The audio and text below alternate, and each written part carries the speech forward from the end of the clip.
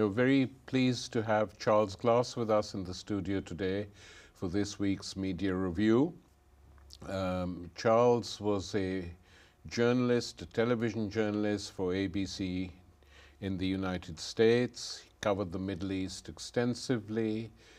He was taken hostage in 1987 by Hezbollah, and we hope he will tell us a few things about it. Subsequently, he has written about that experience and many others, and has just returned from Syria. He is one of those journalists who travels on his own, who's not embedded with anyone, who covers areas that others tend to ignore. So we're very pleased to have him with us. Charles, welcome. Thank you. Let's start with the story of your kidnapping in 1987. What were the circumstances in which it happened? Well, actually, it's interesting that we should be discussing this now because the National Security Archive at George Washington University in the United States has just obtained from the U.S. government under Freedom of Information various documents to do with what was then called the Iran-Contra affair. Basically, that began with the first hostage taking in Lebanon during the Israeli invasion of 1982. The first hostages taken were in fact some Iranian diplomats who were kidnapped by a Christian militia, subsequently killed. Shiites in Beirut reacted by kidnapping the American university's president, a man called David Dodge, who was taken off to Iran for 1 year. The U.S. negotiated to get him back through the offices of the Syrian president, Hafez al-Assad. Dodge was released a year later, and he didn't talk publicly about the fact that he had actually been held in Iran. But this was a pretty clear indication that when the subsequent kidnappings happened of American teachers at the university, of American journalists, of an American missionary and others, that Iran was behind it, using Hezbollah as its cat's paw. In 1986, the Reagan administration was trading weapons with the Iranian regime for hostages in Beirut. So they would sell them TOW anti-tank weapons for use against Saddam Hussein's forces in the Iran-Iraq war. A hostage would be released in Beirut. The United States would thank the Syrians for doing it and pretending that there was no exchange. This all was blown by a newspaper in Beirut, leaked to them by the Syrians, and that was the end of the trade-off. So there were still a lot of American hostages. In fact, they went on taking American hostages in order to get more weapons for Iran, but there were no more released after that under this program. And the reason it was called the Iran-Contra program is because they were using the money that they got from the Iranians to fund the Contras in Nicaragua, because Congress had said the Reagan administration cannot fund these gangsters.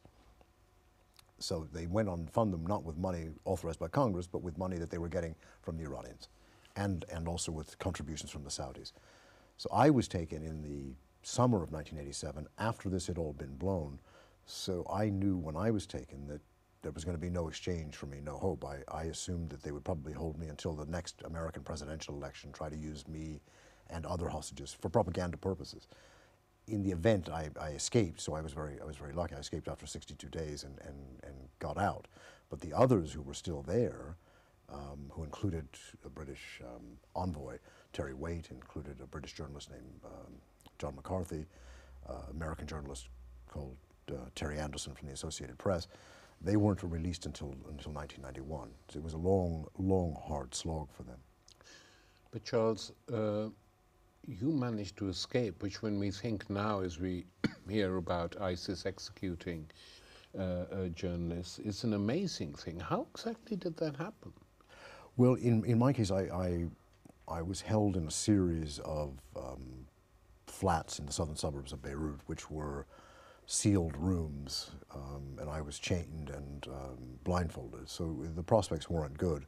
But because they discovered that I'd been pushing notes outside a bathroom window, saying who I was and where I was and offering a reward if someone would take one of these notes to friends of mine, they knew they had to move me quickly, and they moved me to a place that wasn't so secure, and it was there through a variety of ruses on my part that I was able to get out. I mean, recently, Anthony Lloyd at the Times was taken hostage in Syria, but he, luckily for him, managed to escape. And I say very luckily because the people who kidnapped him who were the very people he went in with and whom he trusted, might subsequently have sold him on to ISIS. And we know now that ISIS, I mean, Hezbollah were pussycats compared to ISIS. Hezbollah did not torture journalists. They let some die. Michel Serrat, a French journalist, they let him die. And they did torture the CIA station chief, William Buckley, but they didn't torture the rest of us that they assumed were civilians. ISIS seems to torture and kill anyone that comes in its path. I mean, not just the Westerners, but also Syrians and Iraqis that it captures, who are not sufficiently devout Sunnis. Charles, if you compare how journalists covered wars in, say, the 60s and 70s, the Vietnam War, the wars in the Middle East, to what takes place now, what is the main difference that you see? Well, the embedding that took place in 2003 with the American invasion of Iraq was probably the severest control of the press in any war I've ever heard of. And journalists in that desert who were not with them, some of them were killed, and no one will know why they were killed by American forces. And we know American forces attacked the Al Jazeera office in Baghdad.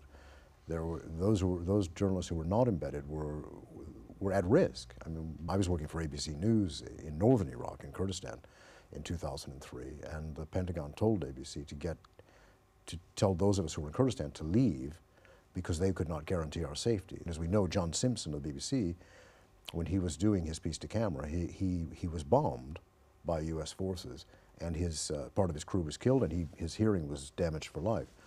I mean, it's a very serious thing not to be embedded when you've been ordered to be embedded. But embedded journalism is generally favorable to the armed forces, so you overlook their mistakes. In Fallujah, in 2005, when the United States went to retake Fallujah, there was an NBC cameraman who was with them, embedded with them, and he filmed U.S. Marines killing wounded prisoners. Yes, I remember that very well. He said he had to debate in his own mind, because he'd been with these people for so long, he was so close to debating in his own mind whether he should ever reveal this, whether he should make this film available to his network. He did, but the fact that he was, in his own mind, put in that position of being loyal to the group as opposed to loyal to his viewers it puts the journalist in a very, very difficult position.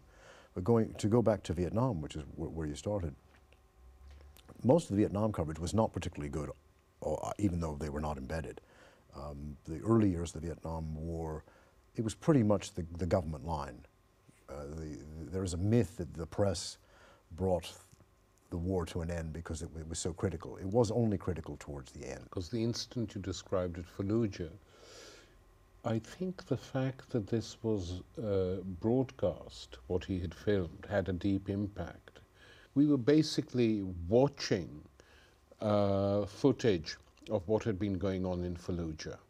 In other words, it was British foreign policy that led us to it. And this then adds to the pressure on some journalists that if you do this, you're going to encourage terrorism, completely failing to see that that's putting it the wrong way around. Well, yes, I mean, you should not suppress the news, or whatever the consequence. I mean, you can suppress the news in sense of protecting an individual who's your source, but I don't think that as a journalist, when I know that a Marine said that, and he said it to me, and I can quote him, it's not my worry that people around the world are going to see this and react badly to it.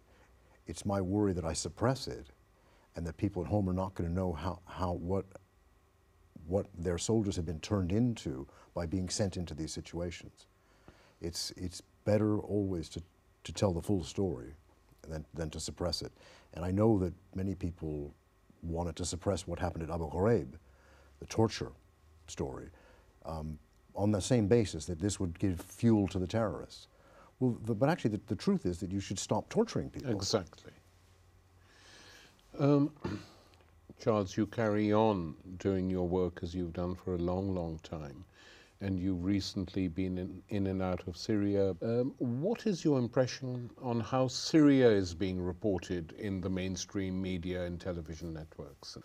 Well, I'm sad to say that with a very few exceptions, Patrick Coburn being one, Patrick Coburn, The Independent, the press couldn't have got it more wrong. When the uprising began in March 2011, the press were predicting and calling for the imminent overthrow of President Bashar al-Assad.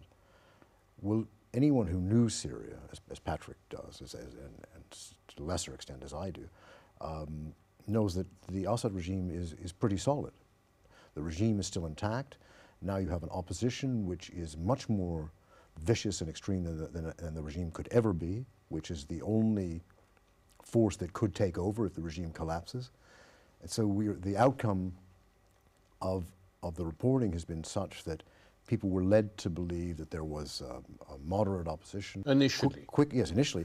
But once the outside powers began arming the opposition, it could only go in a Sunni fundamentalist direction, because that's where opposition in Syria has always gone when it's gone violent. And this goes back to the 1920s against the French. It's in 1982 in Hama against the Assad regime. Where Assad killed a lot of people in Hama. They've said to have killed between 10 and 20,000 people, but that ended it. And remember what prompted that rebellion. Assad was promising to give the free education to girls. But should he have allowed his regime to be overthrown by people who wanted to deny education to girls and then introduce the kind of laws that the Taliban introduced in Afghanistan? Is that the alternative? Well, now the alternative to Assad, and in a way this is very good for Assad because it's maneuvered in his direction. If the alternative is a regime that is much more extreme than the Taliban, which has no roots in Syrian society, but which will oppress the Syrians socially and politically, is that what they want? If the press goes on reporting the rebels as if they are freedom fighters, the one thing they are not fighting for is freedom. They're fighting for an absolutist Sunni fundamentalist state. So what impact, Charles, do you think the latest US intervention, supposedly to crush a terrorist organization, ISIS, is going to have in Iraq and Syria, especially as we read that it's not simply going to be bombing from the air, but that they might actually send more troops in to fight, confront and finish off ISIS. What impact is that going to have? Well, it will probably lead more jihadis to come to Syria to fight against the United States. It will further divide Syrian society. In Iraq, the only thing that they did in a positive way was to provide air cover for the Peshmergas, the Kurdish forces, to protect outlying Kurdish areas from being overrun by ISIS. Clearly someone has to do something to protect the people of Syria and Iraq from this movement. But I don't believe, based on observing American interventions all my life, everywhere they go they don't make things better. No. They should have a clear strategy, and I have always believed that from the beginning of the Syrian conflict, and by the way, this Iraq thing is an overflow of the Syrian conflict. This would not have happened if Syria had not been destabilized. Yeah. And if the fundamentalists had not been receiving weapons from Turkey and Saudi Arabia and Qatar and money and so forth, this would not have happened. But I want to say that all along the US should have been active, but not in the way it was. It should have been active diplomatically, dealing with the Russians. Russia backs the Assad regime. It's the only Arab ally it has, and it's not going to give it up easily. Negotiate with the Russians and with the Iranians on a period of transition in Syria and a way of pleasing the once existing, no longer existing moderate opposition, and the bulk of the Syrian people who want to keep stability above all, and that means keeping the institutions. And they could have come to a formula that they could have imposed on Syria and the opposition at Geneva, but instead they pursued their petty differences and did not allow the Syrians a chance at peace. And I think now the chance is lost. Charles, thank you very much. Thanks.